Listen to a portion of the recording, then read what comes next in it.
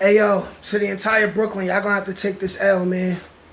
Your man Designer now has to register as a sex offender for beating his schmeat on a plane in front of a bunch of people. A plane, mind you, that had a bathroom. Okay, so look, he now has to register as a sex offender, and now his career is over now. And the funny thing about it was, I always felt like he had enough talent to make a comeback, you know? Even though he blew up with the viral hit when he was clearly copying off of Future whole style, I felt like he had enough talent to make a comeback one day. But now look, it's over. He has to register as a sex offender. He really can't be nowhere where there's women and children like that, especially children. And he got 120 hours of community service. And the thing is this is all because of drugs, you know what I'm saying? The drug culture amongst our younger people, our younger brothers and sisters, is getting too crazy. The drugs and the alcohol, you know. So this is a PSA. Like, try to intervene in that. If you got children who may be smoking weed, like, we got to do something about this, because this is bad. Like, these is all people who going to have kids one day. Like, we now coming into a situation where, you know, 15, 16, 17, 18, 19, our youth is already like junkies, you know what I'm saying? Like, messing with the lean and the ecstasy. And I ain't gonna lie, you know, like, I occasionally like to dibble and dabble in ecstasy. You know, it's scary. I wouldn't suggest nobody do it alone. You know, I ain't gonna lie. I want to try acid one day and see if I could see colors and all that other stuff. You know what I'm saying? I want to try shrooms one day. But me, it would only be recreation. These kids and these younger people, they want to get high just to maintain. It's like, when you think about Desiigner, you know, when he first got put on, he was acting all hype and all of that. And you go to his first couple interviews and he all extra hype. I knew he wasn't sober. It had to have been at least ecstasy. I'm thinking ecstasy, Molly, you know what I'm saying? Because I know what ecstasy and Molly could do to you, because I'm somebody who is recreationally used Molly and ecstasy. So when he was all extra hype, jumping around, throwing up on stage, continuing to dance around, you know what I'm saying? That's somebody who was intoxicated. And when you think about it, it's like, he was brand new. He blew up off of a song that he didn't expect to blow up on.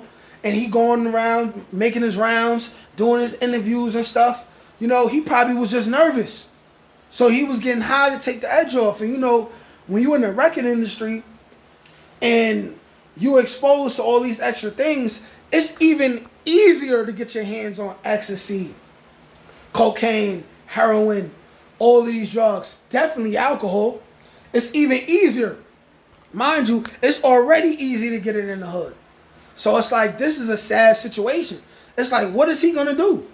And then it's not like he's an R. Kelly or a Gunna, to where he already built up a successful career. He already been killing them for years at a time. He's a 1, 2, 2.5 hit wonder. You know what I'm saying? Because I do believe Timmy Turner's a hit, and you know, Panda's a hit, right? But that's all he got. So what is he gonna do? Nobody gonna take him serious when he's trying to drop new music, because he's getting high. You know what I'm saying? Like, I just don't get it. I don't get it. You know, like, me personally, I come from a family where there are a lot of alcoholics, a lot of people on drugs, you know, and I got an addictive personality. So even somebody like me, it's like I myself got to make sure that I'm not doing too much of it, because before you know it, I'll be an addict too. But who are the people? Like, nobody around Desiigner. Nobody was with Desiigner when Desiigner was doing all these drugs and doing all this extra stuff. There was nobody trying to tell him to relax. And you know what's crazy is, when these bad things happen, there probably were people in his life trying to tell him to relax, you know? Definitely his mother is alive. You know, his mother was trying to tell him to relax. But they don't listen. So I guess if you don't listen, you gotta learn the hard way. Now the nigga fucked up in the game. What he gonna do? What he gonna do? He gonna have to mostly count on his residual checks from Panda, hoping Panda get licensed and all that. You know what I'm saying? But it's like, there's DJs and people who was playing his music, you know, but now the fact that he's going to have to register as a sex offender, that might slow up his bread now. Because it's like, you don't want to have a DJ who in the club plays the Panda record and then everybody looking at him crazy like, yo, dude exposed himself in front of the whole world. Like, dude wilding. You know what I'm saying? It's like, it's a tragic situation. I just don't get it. I want to know, first of all, whatever drug he was on was fire. Because he's seen things he wasn't supposed to see. I don't know if he was so high in his mind, he was in a hotel room with Nicki Minaj or something. I don't know, man. Bernice Burgos or something, and he had to handle his business. I don't get it. But it's creepy if he knew where he was at and he seemed like a stewardess or a female passenger, hopefully just a female passenger. And then he pulled out and started catching rat, choking his chicken. You know what I mean? I would hope that wasn't the situation. I would hope he was completely out of his mind and didn't know where he was at. But either way, it's like, he got to go to rehab. Y'all let me know what y'all think, though. Like, share, comment, subscribe, peace.